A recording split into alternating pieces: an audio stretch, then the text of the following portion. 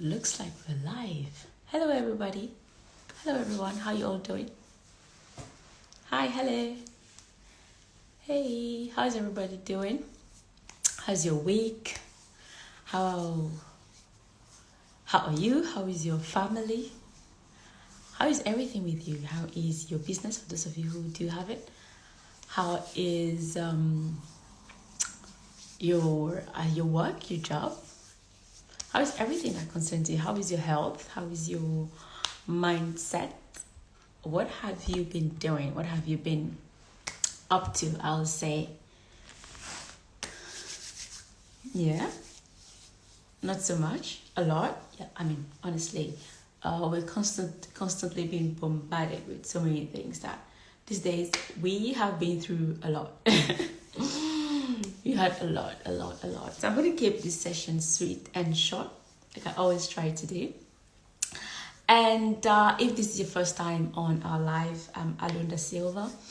And this live, I could title this Rising Above the Average. So basically, it's just me giving you insight on how you can grow, be a better human being, and how you can actually kind of improve your mindset to be able to achieve whatever you want.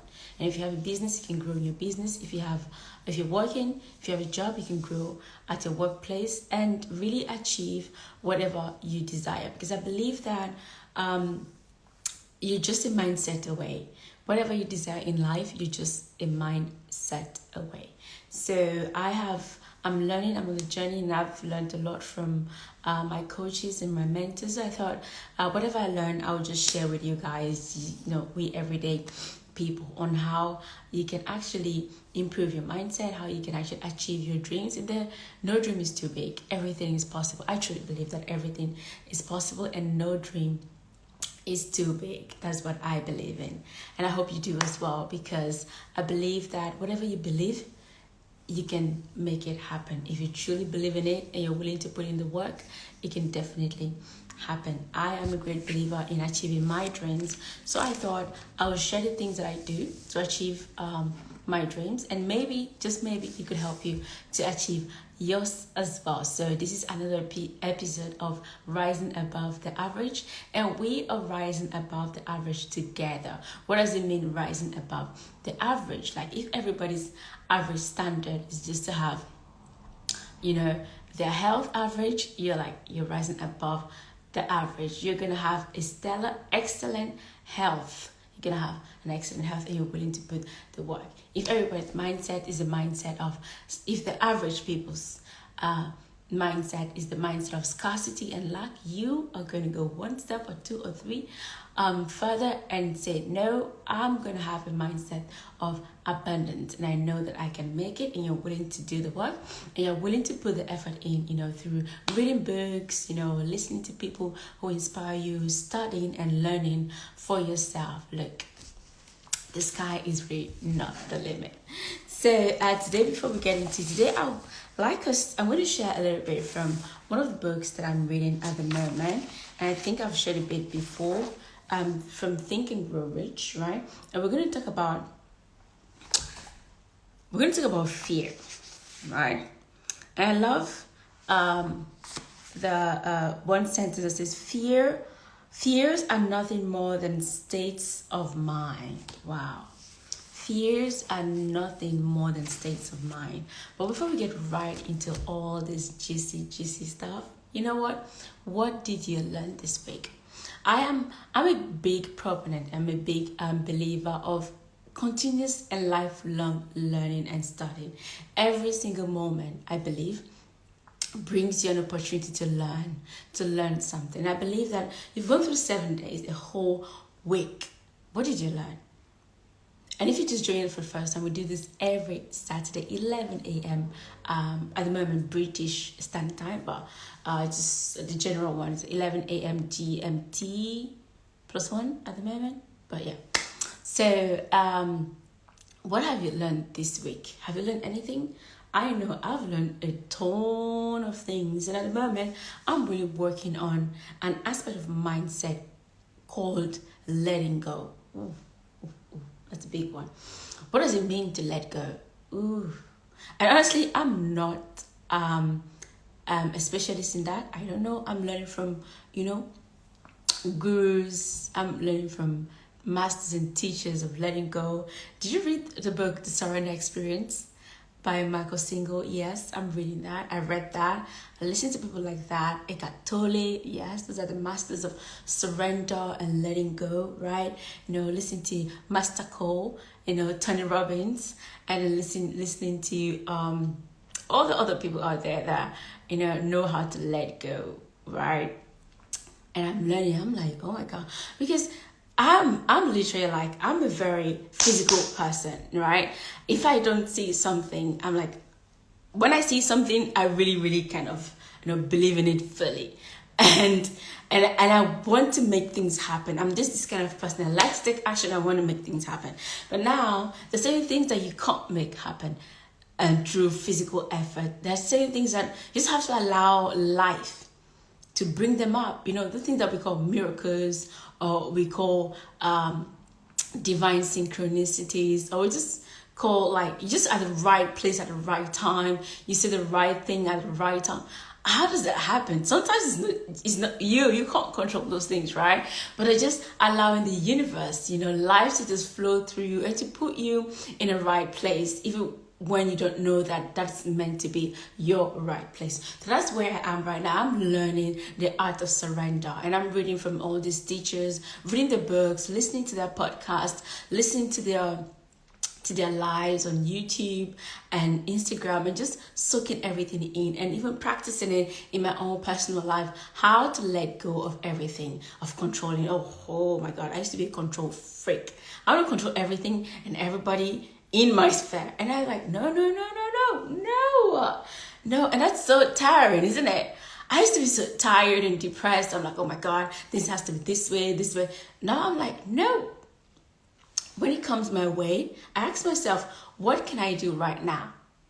What can I do right now to make the situation better and to make myself feel better? If it is in my control to do something, I want to do the best that I can. If it's not in my control, I let it. I'm like, what can I do right now to feel better? Just let it go. Or think of it, differently. Give it a reason. Give it a reason that makes you feel better, right? Or think of it differently. What if that person that said something that hurt me, what if they didn't mean it, right? What if it came out this way? Well, that's not what they meant. What if they had a bad day, right? And they just didn't know how to control the state? Just what if? What if the person that didn't accomplish their task and affected mine? What if they were just blind to the blind spot? You just didn't notice. What if? Just what if, right? So just kind of get, whenever I can't control any situation, someone else does something that affected me, I can't control what to do. I just let it be and give myself an excuse just to make me happy. So I don't feel like I have to control or I have to do something about it. No, I don't always have to do something about everything. And that's one thing I'm learning. Because I used to feel like I have to do something about everything. But no, that's so tiresome. If I'm going to do something about everything, look, I'm not even going to be here. So this week I'm really learning. And of course, the art of surrendering is not something you just learn in 1 week. Oh my God, it is not, right? As a matter of fact, I got exposed to this concept about 2 years ago, maybe, right? So it's been a slow progress and procession, right? But this week it's coming up in a different way. Like, I'm more conscious of it, and I'm like, I'm not going to cling and hold on to anything, anybody. I'm going to let it go, and I'm going to allow the universe to express and to come into my life the way is best for me. Isn't that beautiful? And by the way, if you don't understand what I'm saying, don't worry. Just grab the book, The Surrender Experience by Michael Single, or listen to Michael Bernard Beckwith. Oh, that's another one of my sweetheart. Oh my God, Michael Bernard, I love you. Thank you for everything you've taught me. Yeah, so I listen to Michael Bernard Beckwith online, and you'll find things about that. So today we're going to talk about a beautiful topic. Do you know what? And by the way, if you've never read about Think and Grow Rich, if you've never read or heard about Think and Grow Rich, this is an opportunity for you to get the book Think and Grow Rich by Napoleon Hill. Oh my God, if you ever want to achieve anything, especially finances, this is your go-to book, right? So today I would like to share a tiny little bitty about how to outwit the six fear of ghosts. How to outwit the six ghosts of fear. So how to outwit fear. And we're going to start, this particular statement went home to me. It says, fears are nothing more than states of mind. Fears are nothing more than state of mind. So let's get right into it. This chapter starts by saying, it says, before you can put any portion of this philosophy into successful use, your mind must be prepared to receive it. Isn't it true? The preparation is not difficult. It begins with study, analysis, and understanding of three enemies which you shall have to clear out. These are indecision, doubt, and fear. Repeat after me. I am going to clear out indecision, doubt, and fear. Three enemies. The sixth sense will never function while these three negatives or any of them remain in your mind. The members of this unholy trio are closely related. Where one is found, the other two are close at hand. Isn't that true?